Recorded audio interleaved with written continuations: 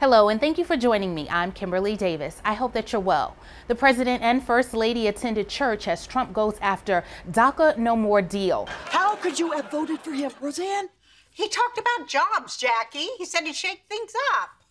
I mean, this might come as a complete shock to you, but we almost lost our house the way things are going. Have you looked at the news? Because now things are worse. Not on the real news. Oh, police! Plus, just 2 episodes in, and Roseanne has been renewed for another season. And 50 years later, MLK's legacy lives on. We are going to be a great generation. Those trending headlines, celebrity birthdays, and your moment in history. That's all coming up next. Today, Monday, April 2nd.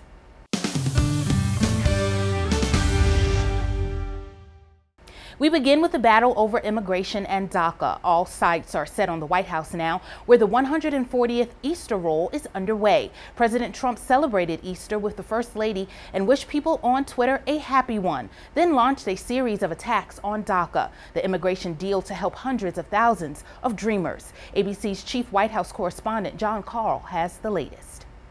In their first public appearance together in more than a week, the President and First Lady held hands and attended Easter services in Palm Beach, Florida. The President's holiday message: there will be no deal to renew DACA, a program to protect dreamers, those undocumented immigrants brought into the U.S. as young children. A lot of people are coming in because they want to take advantage of DACA, and we're going to have to really see. They had a great chance. The Democrats blew it. The President's comma came just hours after the show Fox and Friends aired this segment about a caravan of migrants from Honduras heading to the U.S. border, where they plan to seek political asylum. Mexico may choose to go after them if they find them because they're breaking Mexican laws as well. Just an hour later, the President teed off on Twitter, writing, "Mexico is doing very little, if not nothing, at stopping people from flowing into Mexico through their southern border and then into the U.S. He tweeted, "Need wall." And caravans coming, no more DACA deal. We're back now with the Roseanne reboot that has millions of Americans tuning in. The smash hit has already been renewed for another season. ABC's Diane Masadou is here with more. What's up, deplorable? Roseanne is back, and now, after just 2 episodes, the Connor family has been renewed for a second season. Thank you for making America great again. Mom. The final numbers are now in. More than 25 million people watched the premiere episode, tackling the political divide within families after the 2016 election. How could you have voted for him, Roseanne? He talked about jobs, Jackie. He said he'd shake things up.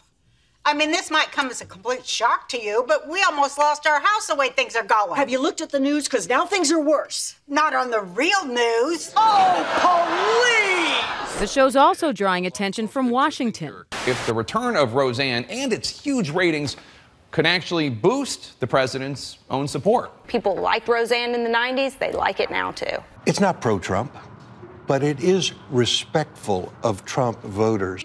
After the premiere, the commander-in-chief himself even placed a phone call to congratulate Roseanne. Look at her ratings. Look at her ratings. Outspoken star Roseanne Barr is also garnering attention for her controversial social media posts, including one since-deleted tweet referencing a pro-Trump conspiracy theory. But Sarah Gilbert, an executive producer who also plays daughter Darlene, says the show's not about left versus right and never even mentions Trump by name. She says the real focus is how the political climate affects everyday Americans. The show is not about politics. It's really about what happens to a family when there's a political divide.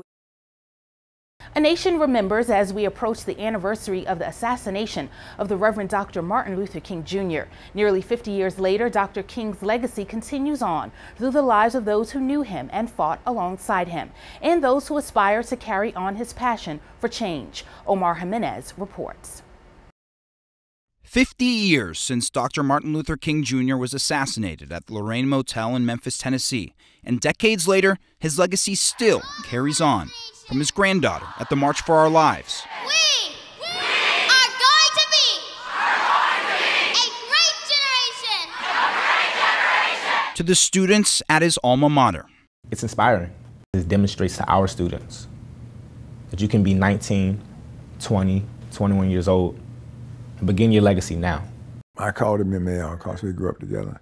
As a Morehouse College student in 1960, Lonnie King Jr., no relation, remembers organizing sit-ins in Atlanta among the students there, and he remembers getting Dr. King to join them. My point was that this is your hometown, and you're internationally known. You help us put this thing on the front pages of the world, not just Atlanta. Shock this town to its very core. 8 years later, the news of King's assassination reverberated through Atlanta as it did across the world. Lonnie was in a meeting and got handed a note. The note said that Dr. King has been shot in Memphis. I got this call from Coretta King asking me to handle the logistics for the funeral. There wasn't a single incident at all. But I think there was no incident because of people's respect for King. It's respect that's persisted. It's an interesting moment in the history of the country, and many of the things that Dr. King talked about in his time are still issues and debates that we're struggling with today. All stemming from a man and from a movement that helped shape one of the most significant chapters in American history. I'm Omar Jimenez reporting. In 1992, country singer Wynonna Judd began her first solo tour in Midland, Texas. Happy birthday if you're celebrating today. You share the day with actor Adam Rodriguez. He's 43. Singer Tracy Braxton is 46. And actress Linda Hunt is 73. Well, that's our time for today. You've been watching What's Trending. The news continues online at abccolumbia.com and on our mobile app. I'm Kimberlei Davis. Be kind to each other. I hope that you have a great Monday, and thanks for watching. Hey, it's Ryan Seacrest here tonight on American Idol. Join me for the most emotional and exciting night yet. Our singers will compete in a showcase, and before the night is through, we will know who makes it to that top 24. It's all coming up tonight on American Idol.